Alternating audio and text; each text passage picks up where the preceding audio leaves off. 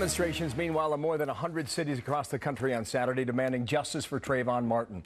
This a day after President Obama's personal remarks on race the day before. Now, nationwide, nearly 91% of black murder victims are killed by black attackers. These statistics leading to a heated debate on Fox News Sunday about African-American violence and whether the real threats facing these young men are being ignored. Listen. Really, to be clear, there are deep systemic problems that really impact African Americans in the system that have to be addressed, and I think the president spoke to some of those, and so we can't ignore that. And I mean, I'm going to acknowledge, just like anyone else, that everything is not about race, but there are some things that are, and we have to acknowledge those, and we have to make the systemic changes that are important to advance all of our communities. All right, now Kirsten Powers, Daily Beast columnist and a Fox News contributor, had a lot of thoughts on this on Friday afternoon. That was before, I believe, the president spoke, right? Kirsten, yeah. Is right? Okay. David Webb, radio talk show host, with us as well to talk about this. And David, welcome here. Good morning, Bill. I've heard Kirsten talk about. David, what is your view on this?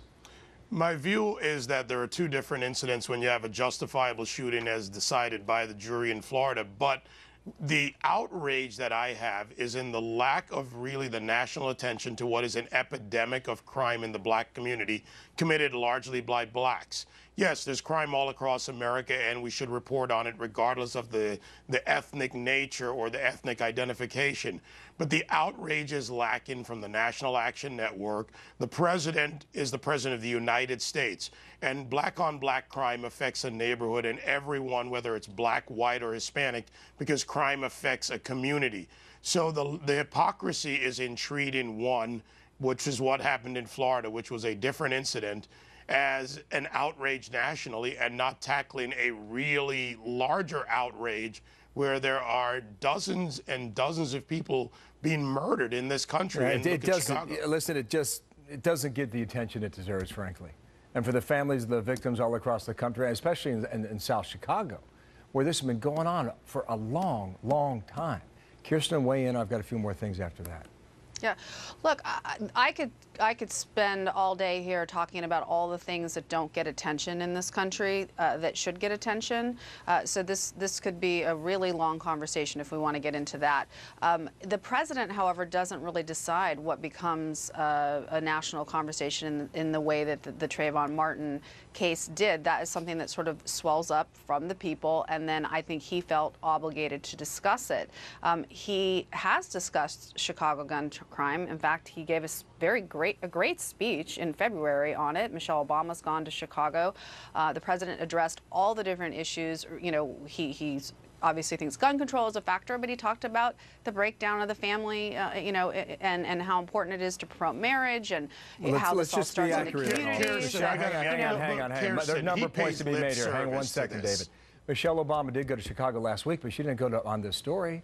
You know, she took her daughters, and rightfully, she has every right to go and see Beyonce. She went earlier in the year and she discussed gun violence. I think here's the rub with what happened on Friday, is that the president talked about stand your ground laws. The defense never used that in the Trayvon Martin matter.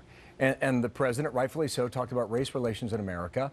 And although there were racial overtones in that trial, the prosecution, the state never argued race in the Trayvon Martin matter. The jury instructions used the phrase. In the meantime, this is the headline from the Chicago Tribune over the weekend. I'll get you all to respond to this in a moment here, okay? On the screen, please. 4 dead, 9 wounded in city shootings. This was just Saturday night, Sunday morning. Shootings left at least 4 men dead and 9 other people wounded across the city Saturday night and Sunday morning. And I got to tell you, for the people in Chicago, they would like a lot more attention, David, to that topic right there. Yes, they would. And you talk about the president's speech. He wanted multiple bites at the apple.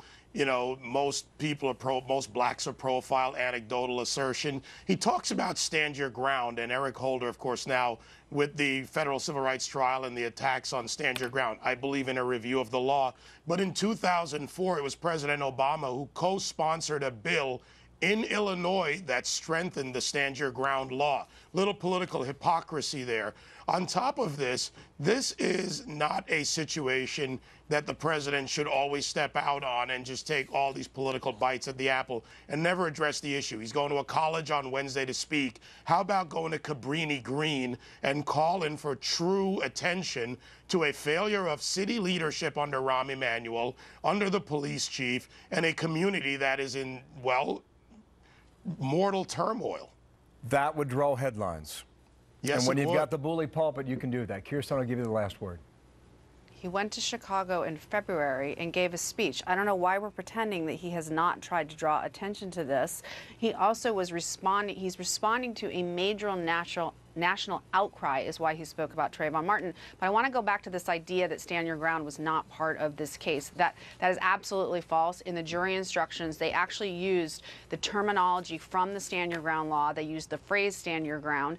One of the jury members who did an interview used the phrase stand your ground in talking about how they reached their verdict. So this was a mentality that went into it. I think it's really disingenuous to pretend that this stand your ground had nothing to do with it. I appreciate the input of both of you. Thank you very much. There is much to talk on this, and I appreciate the input. Kirsten, Good to thank see you. you, Bill. David Webb, thanks to you as well.